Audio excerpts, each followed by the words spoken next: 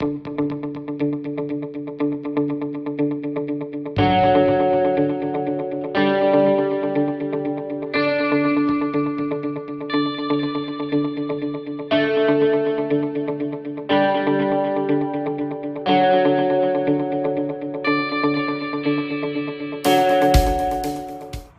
الخير، وحشتونا كتير.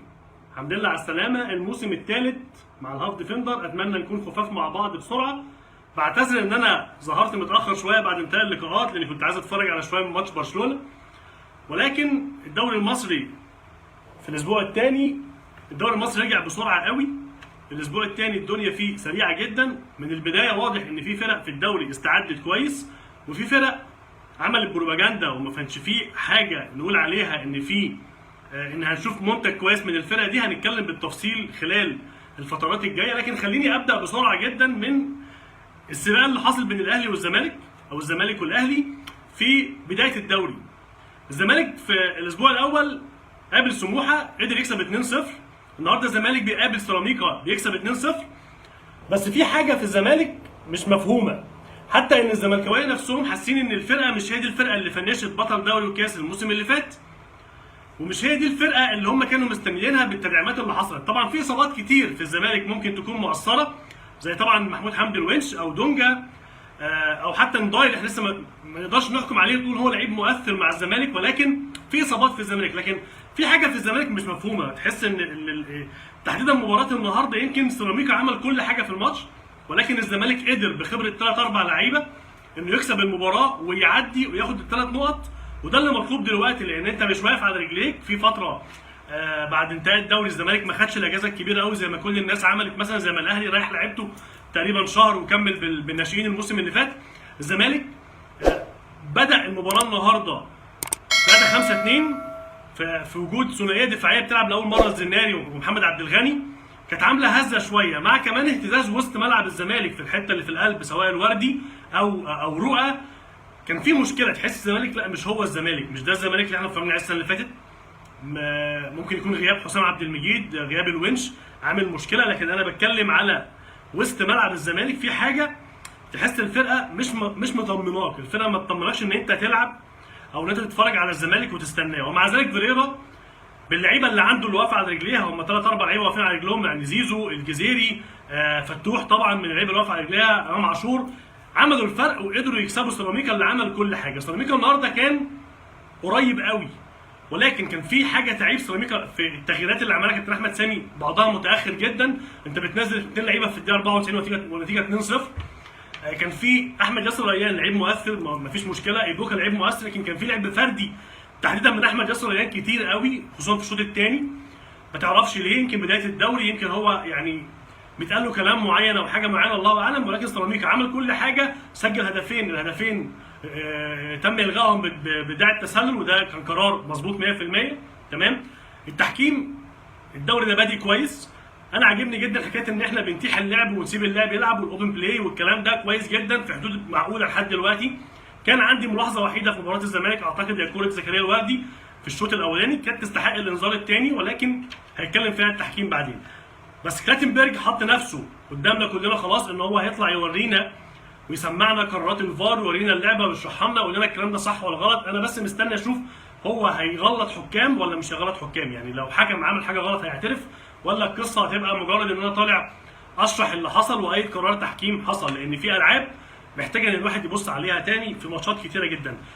الزمالك كسب 2-0 وخد نفس سيناريو مباراه سموحه وصعد للقمه ب6 نقط. الناحيه الثانيه بقى الاهلي المباراه اللي فاتت كانت مباراه صعبه قدام الاسماعيلي في بدايه الدوري. الناس كانت ما تعرفش كولر، وانا لحد دلوقتي يمكن ده اللي اخرني في ان انا اطلع لايف. انا مش عايز استعجل واحكم على كولر ولا الصفقات اللي جابها الاهلي ولا طريقه اللعب، لكن في حاجات ومؤشرات بتبان. مباراه الاسماعيلي الاهلي كان جيد جدا الشوط الاولاني، الاسماعيلي كان بيبادله. الشوط الثاني الاسماعيلي نزل بدنيا شويه، ادى فرصه الاهلي كمان يركب المباراه بلغه الكوره ويخلص الجيم 1-0. النهارده بقى قدام اسوان كان في حاجات كتير كويسه وفي حاجات سلبيه. الحاجات الكويسه اللي النهارده شفناها، الضغط العالي اللي شغال من اول دقيقه لحد اخر دقيقه. لعيبه الاهلي بتستخلص الكوره في اقل عدد من الثواني، يعني تقريبا الشوط الاولاني تحديدا كنت تحس ان فريق اسوان في اول ربع ساعه مش عارفين هو في ايه اللي بيحصل، احنا مش عارفين نطلع بره.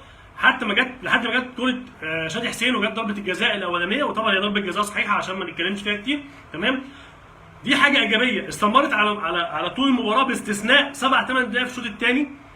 الاهلي تراخى فيهم شويه، اسوان بدا يدخل الجيم، هددوا شويه الاهلي، حاولوا شويه ان انت تتفرج على ال7-8 دقائق دول هتلاقي ان دفاع الاهلي كان تحت ضغط، ما تعرفش ليه، ايه الفكره من حاجه زي كده.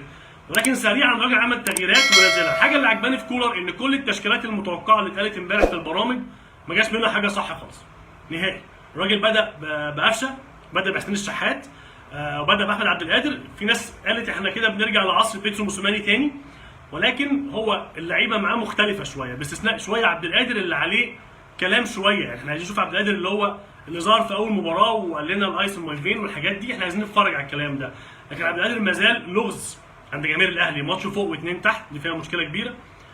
نهايته الراجل قعد برونو سافيو بره وبدا بشادي حسين. فالتشكيل اللي هو عمله مش التشكيل اللي انت كنت مستنيه امبارح. احنا سمعناه من كذا برنامج وكذا مداخله امبارح، ده يقول لك ان الراجل ده عنده حاجه بيعملها. تغيير كريم فؤاد المباراه اللي فاتت بتاعت الاسماعيلي اللي قلبت الماتش، اصرار النهارده ان كريم فؤاد بينزل يلعب وينج رايت قدام اكرم توفيق، برضه تقول لك ان الراجل من المدربين اللي بتقدر تطور لعيب او يصنع لعيب في مركز تاني. وجود طاهر محمد طاهر في المباراتين اللي فاتوا مع مباراه افريقيا كمان يديك احساس ان الراجل ده عارف هو بيعمل ايه. بس خد بالك، انا شايف الاهلي محتاج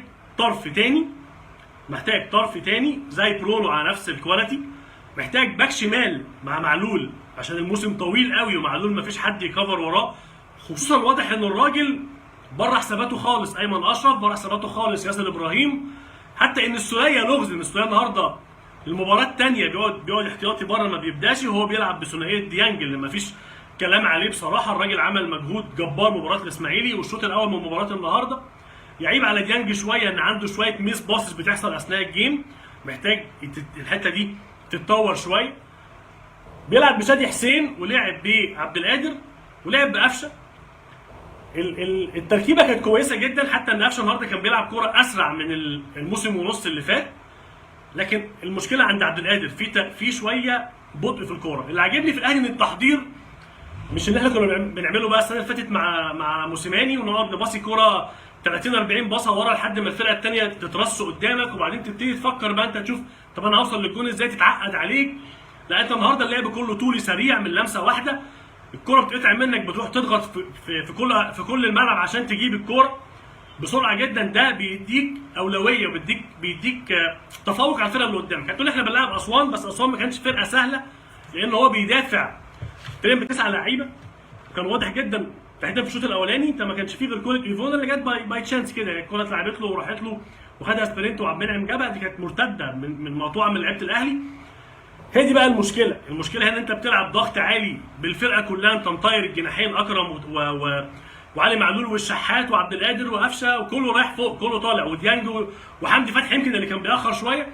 ولكن لما اتقطعت الكوره دي في اول دقيقه، لولا ان السبرنت اللي عمله عبد المنعم وقدر يجيب الكوره دي قبل ما ايفون ياخد قرار انه يصوب، كان يعني انقذ هدف محقق او هدف او فرصه خطر حتى لاسوان. ولكن انا اللي عاجبني في الاهلي الضغط اللي حاصل نفس ستايل فايلر، نفس القصه، بلعب كور طويله سريعه على الجنبين، بفتح الملعب بسرعه، ما بحضرش كتير، السكند بول بتاعتي، الضغط العالي بتاعي. يعيب على الاهلي بقى النهارده كميه الفرص السهله اللي ضاعت.